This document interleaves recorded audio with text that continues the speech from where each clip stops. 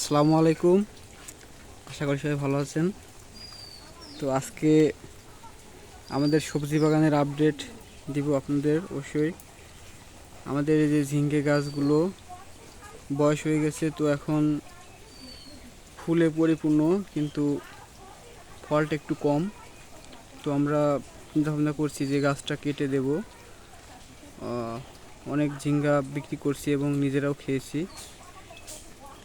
তো এই যে দেখেন অনেক ছোট ছোট হচ্ছে এবং পচে যাচ্ছে।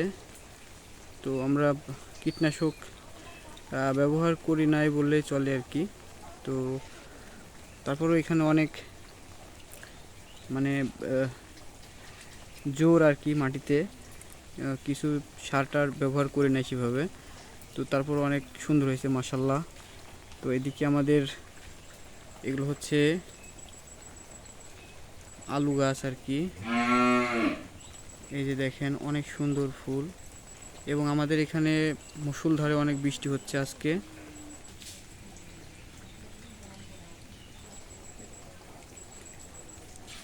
তো এই যে এটা হচ্ছে আমাদের পুঁই শাকের সেই বানটা। অনেক ছোট ছিল, আপনাদের দেখাইছিলাম এর আগে ভিডিওতে। তো এখন হচ্ছে বান দিয়ে দিছি সুন্দর করে। এই যে দেখেন মাশাল্লাহ অনেক সুন্দর হয়েছে পুঁই শাকগুলা। এবং ওইদিকে আমাদের আছে শশা গাছ, ওই যে ওইটা শশা গাছ। এই যে এটা আমাদের শশা গাছ, শশাও আসছে অবশ্যই। তো এই যে আর ঝিঙ্গে গাছটা সবচাইতে ঝোপ আর কি, মানে অনেক জোর।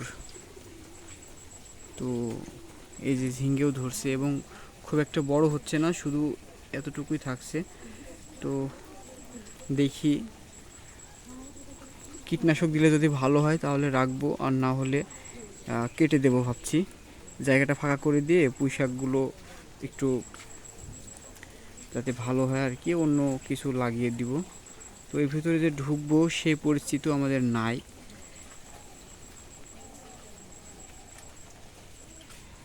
এবং এখানে আমাদের আরও পুঁই শাক আছে, এবং আমাদের লিচু গাছটা মাশাল্লাহ অনেক সুন্দর হয়েছে, পাতা অনেক নতুন করে কুশি ছাড়ছে। তো অনেক সুন্দর হয়েছে। আর এই যে এটা আমাদের আরেকটা পুঁই শাক। তো এখানে পুঁই শাকটা হচ্ছে অনেক সুন্দর হয়েছিল, ছাগলে কেটে দিয়েছে যার কারণে একটু দুর্বল হয়ে গেছে এখন আর কি।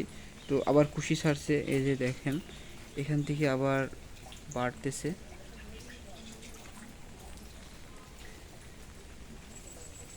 তো যাই হোক, এটা হচ্ছে আমাদের বাড়ির আঙ্গিনায় যে সবজি চাষ করেছিলাম সেটার আপডেট। তো এই হচ্ছে আজকের ভিডিও। সবাই ভালো থাকবেন। আল্লাহ হাফেজ। আসসালামু আলাইকুম।